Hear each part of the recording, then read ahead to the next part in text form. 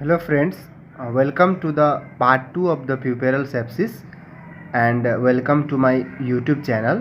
And if you have not seen the part 1 of the puerperal sepsis, first of all watch the puerperal sepsis part 1, and in this part we will talk about basically the clinical features, the symptom, the sign and the investigation and basically the treatment. So let's start one by one. The clinical features of the puerperal sepsis are fever with chills and rigor. The patient will suffer from the fever, high grade fever, especially greater than 100.4 degree Fahrenheit with chills and rigor. Malaise means a kind of feeling of unwellness. So the patient will say that I am not feeling well. There will be body ache and also headache, and there can be nausea and vomiting. So the patient may tell about nausea and vomiting. Anorexia means loss of appetite. So there may be loss of appetite, and there may be the discharge, foul smelling lochia.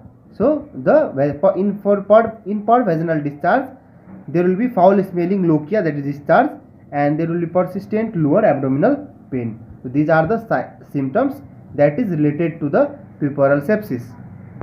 And you have to know this, these all symptoms basically begin, onset is actually 2 to 3 days after delivery. So usually 2 to 3 days after delivery the patient will suffer from these kind of symptoms. So your symptom we should directly think about puerperal sepsis. Now let's talk about the general examination of puerperal sepsis. So in puerperal sepsis patient, if you examine generally means if you see the face, the patient have toxic look, the patient looks ill. Toxic look means basically it means the ill looking. So you will not see the patient is well looking, you will see the ill looking. And whenever you check the body temperature, there will be high body temperature and there may be the paleness due to anemia. So these are the things that you get in general examination. So in general examination you will also do the per abdominal examination. So in per abdominal examination, so let's suppose this is a abdomen. So in per abdominal examination you will see, when we will palpate the uterus, you will see in uterus this uterus is actually soft and the uterus is actually tender. So whenever you palpate there will be tender, that is actually there will be low abdominal pain, and along with the uterus is subinvoluted. के हो सबइन्भोल्युटेड भनेको? सबइन्भोल्युटेड को लागि मैले सबइन्भोल्युटेड को एकदम राम्ररी भनेको छु प्युपेरम को पार्ट 1 र पार्ट 2 तिर. सो यो भिडियो पहिला हेर्नु भएको छैन भने वाच पार्ट 1 एन्ड पार्ट 2 हैन अफ नर्मल प्युपेरम. त्यही पनि म यहाँ भन्छु सबइन्भोल्युटेड भनेको नर्मली युटेरस जति टाइममा आफ्नो ठाउँमा आउनु पर्ने रिकभर भएर, जस्तो प्रेग्नेन्सी टाइममा त युटेरस यता तपाईँ अम्ब्लिकस भन्दा धेरै माथिसम्म जान्छ हैन, अम्ब्लिकस भन्दा धेरै माथिसम्म युटेरसको फन्डस गएको हुन्छ. तर जब प्युपेरियम आउँछ त्यति बेला युटेरस तल तल डिसेन्ड गर्दै जान्छ. सो एउटा टाइममा एउटा लेभलको डिसेन्ड हुनुपर्छ, तर यदि सर्टेन टाइममा त्यतिसम्मको डिसेन्ड भएन भने यसको मतलब इन्भोल्युसन राम्ररी भएन. जति तल आउनु पर्थ्यो युटेरस, जस्तो पेल्भिक क्याभिटीमा आउनु पर्थ्यो एब्डोमिनल क्याभिटीबाट, त्यति टाइममा मानौ कि आएन भने त्यस्तो युटेरसलाई हामी भन्छौँ सब इन्भोल्युटेड युटेरस. सो यस्तो अवस्थामा प्युपेरल सेप्सिसतिर के भएको हुनसक्छ त, युटेरस सब इन्भोल्युटेड पनि भएको हुनसक्छ. युटेरस जति तल आउनु पर्ने त्यति डेजमा त्यति तल नआएको पनि हुनसक्छ हैन. So the uterus is soft, जुन हुनुपर्ने थियो तपाईँले फर्म, हार्ड, ग्लोबुलर, तर यो चुकी यहाँ प्युपेरल सेप्सिस छ त्यही भएर यहाँ छ सफ्ट, टेन्डर छ जुन टेन्डर नहुनुपर्ने, र सब इन्भोल्युटेड छ है. अर्को कुरा, इन पर स्पेकुलम एक्जामिनेसन, स्पेकुलमबाट जुन भेजाइनामा हेर्छु भने you will see the foul smelling discharge, that is called lochia हैन, जुन कि एक्सेसिभ हुन्छ. जुन के हुन्छ त एक्सेसिभ हुन्छ, र हामीले पहिल्यै पनि भनेछौँ एकदमै धेरै फाउल स्मेलिङ डिस्चार्ज आयो भने that indicates puerperal sepsis. So foul smelling discharge यदि पर स्पेकुलम एक्जामिनेसनमा आएको छ भने त्यो के हो त, द्याट इन्डिकेट्स सेप्सिस र मेबी ब्लड स्टेन. यसमा के हुनसक्छ त ब्लड मिक्स पनि हुन सक्छ, so may be blood stained. Also you have to examine the wounds of either there can be the episiotomy हैन। सो मदरको यदि इपिसियोटोमी भएको छ भने C wash the wounds of इपिसियोटोमी, और वास द वुन्ड्स इफ मदरको सीएस भएको छ भने सीएस को वुन्ड हेर्ने, र वुन्डहरुमा के हेर्ने कि इज देयर एनी पस छ कि छैन वुन्डहरुमा हैन, एन्ड रुल आउट इन्फेक्सन कि यही कुनै इन्फेक्सन भएर सेप्सिस भएको छ कि भनेर we have to rule out हैन। अब केही कन्डिसन्सहरु पेल्भिक एब्सेस भयो भने केही स्पेशल कुराहरु हुन सक्छ। सो हामी pelvic abscess specially if the patient has pelvic abscess then के फिचर लिएर आउन सक्छ त्यो पनि हेरौँ पहिला। सो प्युर्पेरियम टाइममा यदि इन्फेक्सन भएर के हुन्छ कि इन्फेक्सन हामीले पढेको थियौँ कि इन्फेक्सन के भयो युट्रसबाट स्प्रेड भएर मानौ कि पारामेट्रियममा गयो, पारामेट्रियमबाट यता पेल्भिक वाल्सतिर गयो र पेल्भिस वालमा गएर पेल्भिक वालको एब्सेसहरु गराइदियो, पेल्भिस वालमा गएर पेल्भिस वालको एब्सेस गराइदियो भने के हुन सक्छ कि लेट्स सपोज कि this is the pelvis and now this is the uterus and this is the भजाइना, ठीक छ। अब इन्फेक्सन यता पनि गयो र यता पनि गयो, you have to know that कि युटेरसको अगाडिपट्टि के हुन्छ, अगाडिपट्टि हुन्छ युरिनरी ब्लाडर, एन्ड युटेरसको पछाडिपट्टि के हुन्छ, पछाडिपट्टि हुन्छ rectum and anal canal. So हामीले के बुझ्यौं कि यो मानौ कि यो ब्लाडर भयो, यो एनल कनाल भयो र यो भेजाइना सर्भिक्स भयो। अब के भन्छ कि इन्फेक्सन त यो वालमा यहाँ वरिपरिको वालमा छ भनेपछि वालमा छ भने यो इन्फेक्सनले गर्दाखेरि यसले के गर्छ, यसको सराउन्डिङ स्ट्रक्चरहरूलाई पनि इरिटेट गर्छ, दैट इज यसले बावेललाई इरिटेट गर्छ, यसले ब्लाडरलाई इरिटेट गर्छ। अब बावेल इरिटेट हुन्छ भने के हुन्छ, सो बावेल इरिटेट हुन्छ भने there will be frequent passage of stool. So bowel irritate हुन्छ भने धेरैपल्ट पेसेन्टले दिशा लागेको फिचर भन्छ हैन, किनभने पेल्भिस वालको सराउन्डिङ स्ट्रक्चर के हो, बावेल र ब्लाडर। सो बावेलमा यसलाई इरिटेट गरे भने फ्रिक्वेन्ट प्यासेज अफ स्टुल हुन्छ, र ब्लाडरलाई इरिटेट गरे भने difficulty in passing the urine. So urine pass गर्नमा डिफिकल्ट हुन्छ हैन, चाहे कहिलेकाहीँ त युरिनरी रिटेन्सन पनि हुन सक्छ, मान्छेले युरिनै पासै गर्दैन धेरै पेन हुन्छ भनेर हैन। सो पेल्भिक एब्सेस यदि मानौ कि यसको एउटा सिक्विलै हो हैन, हामीले कम्प्लिकेसन पढेको थियौँ कि प्युपेरल सेप्सिसको एउटा कम्प्लिकेसन हो कि पेल्भिक एब्सेस। तो यदि कोही मान्छेलाई पेल्भिक एब्सेस भइसकेछ भने त्यो कन्डिसनमा के हुन्छ कि मान्छेलाई frequent passage of loose stool र difficulty in passing the urine, so bowel र ब्लाडर वाला सिम्पटमहरु पनि आउँछ जुन कि नर्मल प्युपेरल पाइरेक्जियामा आउँथेन हैन। सो यो दुईटा यदि सिम्पटमहरु छ भने हामीले डिफरेन्शिएट गर्न सक्छौं कि पेल्भिक एब्सेस पनि भछ कि छैन हैन। अनि अर्को कुरा अब यसमा पनि एक्जामिनेसन गर्दाखेरि के पाइन सक्छ त, let's talk about the signs of the pelvic abscess. So pelvic abscess भएको मान्छेमा के साइन हुन सक्छ त, एब्डोमिनल एक्जामिनेसन गर्दाखेरि लोअर एब्डोमिनको रिजनमा टेन्डरनेस र रिजिडिटी हेर्न सकिन्छ। सो हामीले लोअर एब्डोमिनतिर पाल्पेट गर्यो भने त्यहाँ के हुन्छ, टेन्डरनेस र रिजिडिटी हुन्छ। अर्को mass may be felt in the suprapubic region, त्यही लोअर एब्डोमिनको रिजनतिर यसरी लोअर एब्डोमिनको रिजनतिर यसरी छाम्यो भने यो ठाउँमा मास जस्तो फिल हुन सक्छ हैन पेल्भिक एब्सेसमा। अर्को कुरा पर भेजनल र पर रेक्टल एक्जामिनेसन गरे भने यस्तो रेक्टमबाट पनि यदि हामीले एक्जामिनेसन गरेर यता साइड ल्याटरल साइडतिर फिल गर्यो भने हामीले पाउच अफ डोग्लासलाई फिल गर्न सक्छौं, भजेनाबाट पनि पाउच अफ डोग्लासलाई फिल गर्न सक्छौं। त्यही भएर कि त पर भेजनल कि त पर रेक्टलबाट पनि हेर्यो भने हामीले के हेर्न सक्छौं कि पाउच अफ डोग्लासमा एक्चुअली डिफरेन्ट फ्लुइडहरु आएर एउटा बोगी मास बनाएका हुन्छन्। के बनाएका हुन्छन्? बोगी मास हैन। सो बोगी मास और टेन्डरनेस फ्लक्चुएन्ट मास हुन्छ कहाँ? पाउच अफ डोग्लासमा। जो पाउच अफ डोग्लासमा जुन बोगी मास र फ्लक्चुएन्ट मास जुन छ त्यो बोगी और फ्लक्चुएन्ट जुन मास भयो त्यो मास किन भयो त एक्चुअली किनकि जुन पेरिटोनियम छ त्यो पेरिटोनियम युटेरस र रेक्टमको बीचमा जुन प्रेजेन्ट छ यसमा एक्चुअली इन्फेक्सन भएको हुन्छ पेल्भिक एब्सेसमा के भएको हुन्छ? पेरिटोनाइटिस भएको हुन्छ। सो पेरिटोनियममा सबै फ्लुइडहरु यहाँ सेक्रेट भएर बसेको हुन्छ जसले गर्दाखेरि यहाँको पाउचलाई बोगी गरिदिन्छ। बोगी भनेको ब्याग जस्तो बनाइदिन्छ र हामीले त्यो ब्याग जस्तो मास फिल गर्न सक्छौँ पर रेक्टम चाहे पर भेजिनल एक्जामिनेसन गर्दाखेरि हैन। र यही कारण छ। अर्को कुरा के भन्छ कि इन्फेक्सन भएर त्यो ठाउँमा एब्डोमिनको रिजनतिर यतातिर पुरैमा इडिमाहरू भएको हुन्छ। के भएको हुन्छ? इडिमा भएको हुन्छ। सो इडिमा भएको कारणले गर्दाखेरि लोअर एब्डोमिनतिर हामीलाई मास फिल भएको हो। त्यो मास एक्चुअली कुनै मास होइन, त्यो इडिमाहरू, त्यो पर्टिकुलर रिजनहरूमा इडिमाहरू भएको कारणले, एक्जुडेट्सहरू आएको कारणले त्यहाँ के देखिएको छ? मास देखिएको छ। Let's talk about what are the investigation that should be done in puerperal sepsis. So के इन्भेस्टिगेसन गर्न सकिन्छ? सबभन्दा पहिला ब्लडको इन्भेस्टिगेसन्सहरू हैन। So investigations of the blood. ब्लडमा के इन्भेस्टिगेसन गर्न सकिन्छ? Complete blood count. यसले के गर्छ त?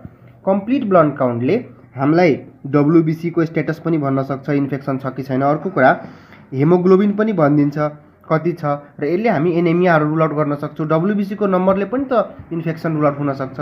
अर्को कुरा हामीले UTI रुल आउट गर्न युरिन रुटिन एक्जामिनेसन र माइक्रोस्कोपिक एक्जामिनेसन गर्न सक्छौँ। यसले के गर्छ?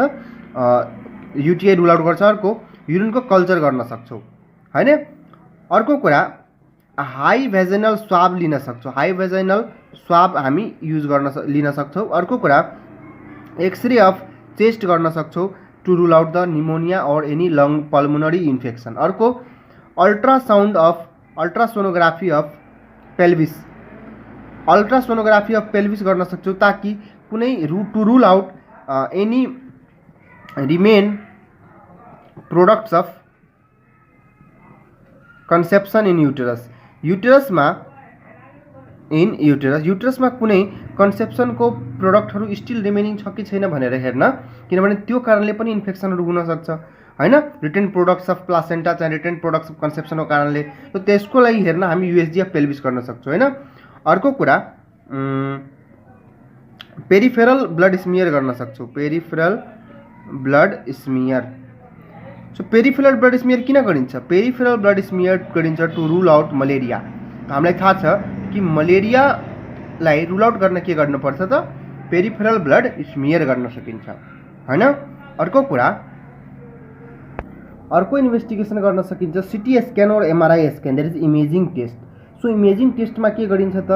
सेप्टिक पेल्भिक थ्रोम्बोफ्लेबाइटिस छ कि छैन, पेल्भिक एब्सेस छ कि छैन, र सफ्ट टिस्युहरूको कुरा छ। त्यही भएर हामी CT और MRI गर्न खोज्छौँ। सो CT और MRI गरेर हामी सेप्टिक पेल्भिक थ्रोम्बोफ्लेबाइटिस छ कि छैन, पेल्भिक एब्सेस छ कि छैन, यसलाई रुल आउट गर्न सक्छौँ। So these were the investigation that should be done in the puerperal sepsis. So before going to the treatment, we shall study about the prevention. So prevention can be done in during antenatal, that is before birth, during delivery, intranatal, and after birth, that is postnatal. So antenatal measures are prevent anemia. As you know, the anemia is one of the cause. Anemia, malnutrition, low socioeconomic status is one of the cause of the puerperal sepsis. That's why prevent anemia.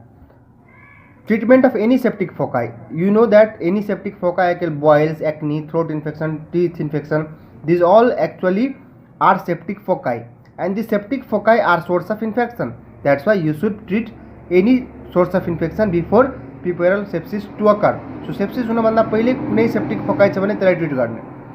Intranatal measures are strict precaution during delivery, and if there is a premature rupture of membrane, you should take prophylactic antibiotics. So the postnatal measures of postnatal management भयो. So postnatal measures, so delivery भइसकेपछि के precaution लिने? Maintain the personal hygiene हैन। जुन female छ त्यसले आफ्नो personal hygiene maintain गर्ने, स्टेराइल प्याड लगाउने, अनि मिक्चुरेसन र डेफिकेसन, जति बेला पनि मिक्चुरेसन हुन्छ, डेफिकेसन हुन्छ, त्यति बेला चाहिँ स्ट्रिक्ट प्रिकसन्सहरू लिने। जस्तो मैले नर्मल प्युपेरियामा भनिसकेको छु कि स्टेराइल प्याड युज गर्ने, त्यो एरियालाई, पेरिनियल एरियालाई ड्राई राख्ने, अनि वाइपिङ गर्ने फ्रन्ट टु ब्याक। सो यो मेजर्सहरू लिन सकिन्छ। So now we will talk about the treatment.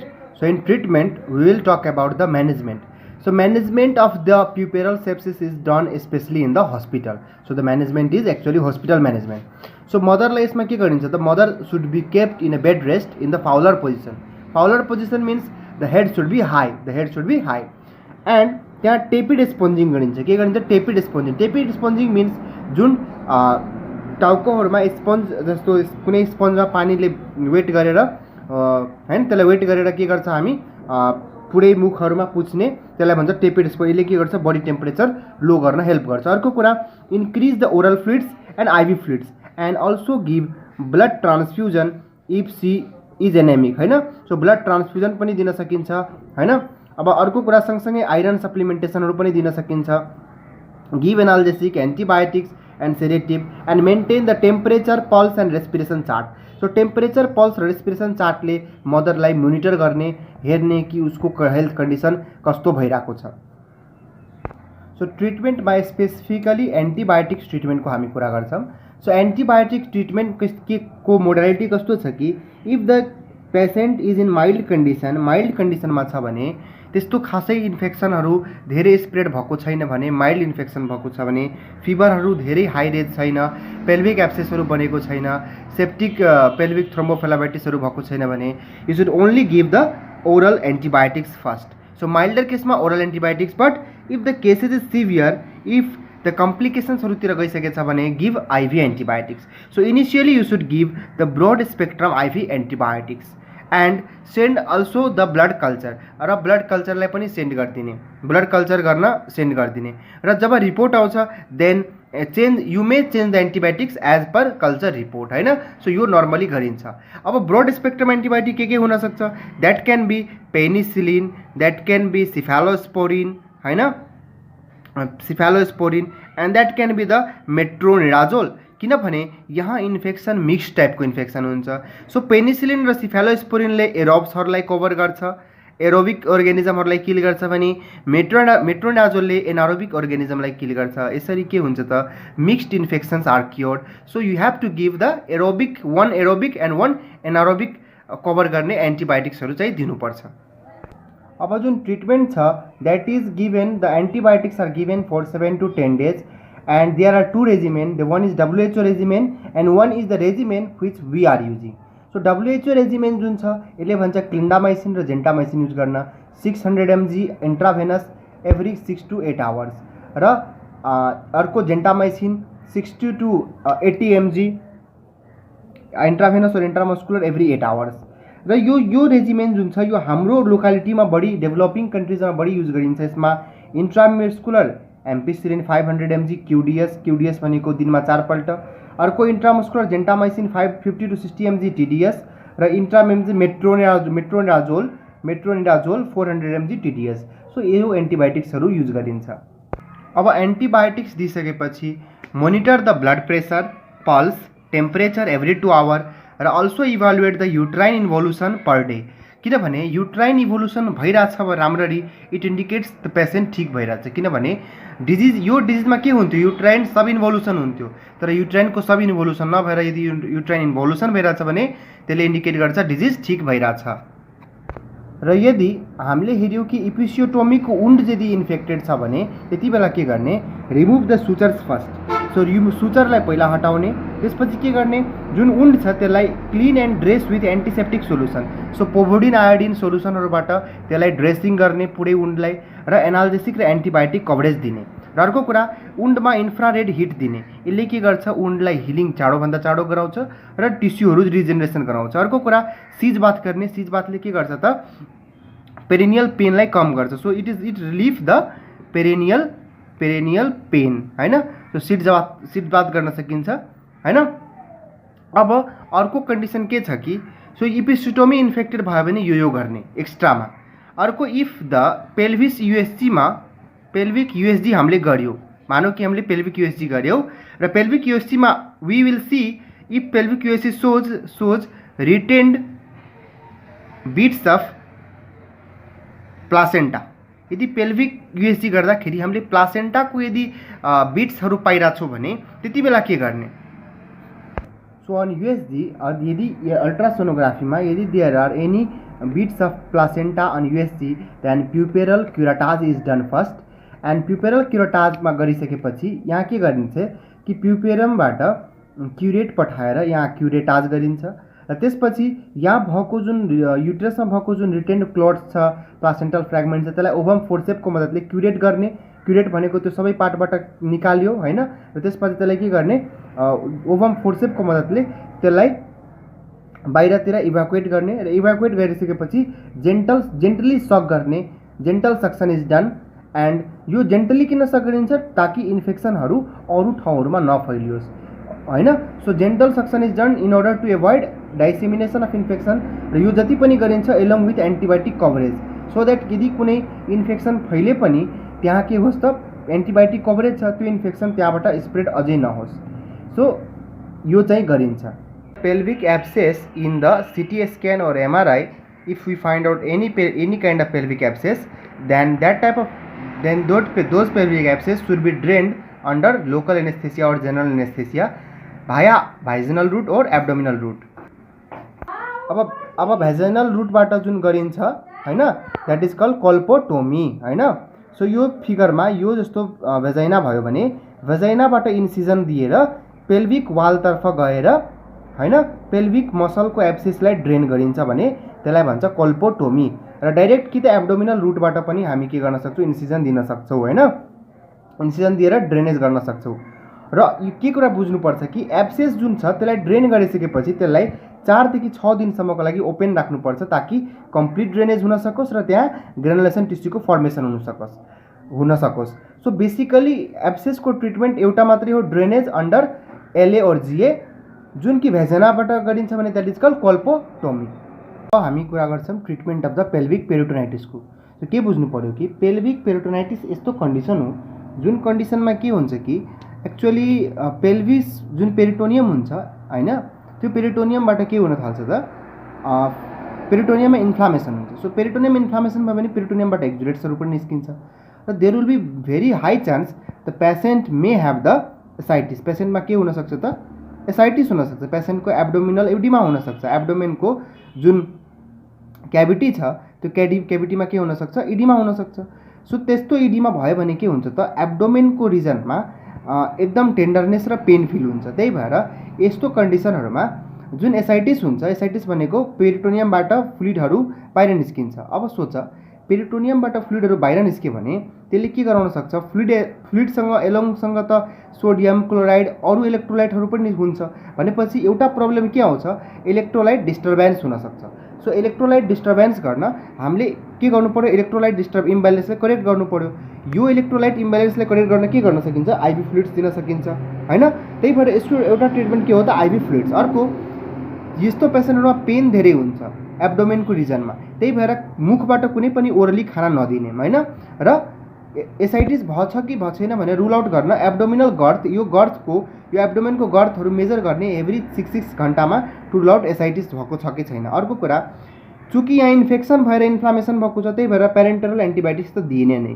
अर्को कुरा के गर्न सकिन्छ, यो जुन एब्डोमेनको क्याभिटीमा जुन फ्लुइड छ त्यसलाई ड्रेन गर्न राइलिज ट्युब लगाएर हामी के गर्न सक्छौँ, एस्पिरेसन एन्ड ड्रेनेज गर्न सक्छौँ। So aspiration and drainage every 2 hourly by the help of Ryle's tube can be done. So Ryle's ट्युबको मद्दतले हामीले के गर्न सक्छौँ त एस्पिरेसन ड्रेनेज गर्न सक्छौँ एब्डोमेनमा भएको फ्लुइडहरू। अर्को जुन फ्लुइड बन्यो त्यसको कारणले इलेक्ट्रोलाइट डिस्टर्बेन्स भयो त्यसको करेक्ट गर्न आइभी फ्लुइड्सहरू दिन सक्छौँ। ओरली फुड नदिने, एब्डोमिनल गर्थहरू मेजर गर्ने हरेक 6 घन्टामा टु रुल आउट एसाइटिस हैन।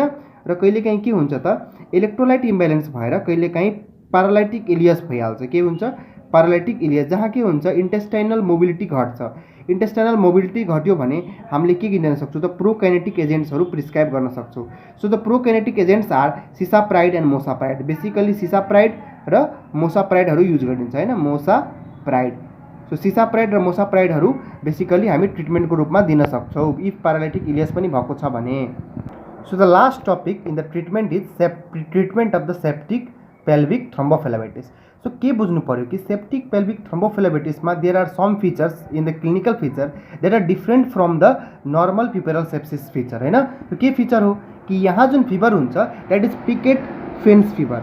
सो पिकेट फेन्स फिभर भनेको के हो कि यस्तो लेट सपोज कि फिभर अब बढ्न सुरु भयो भने बढ्यो and then now again the fever decreases, again the fever increases, again decreases, again decrease increase.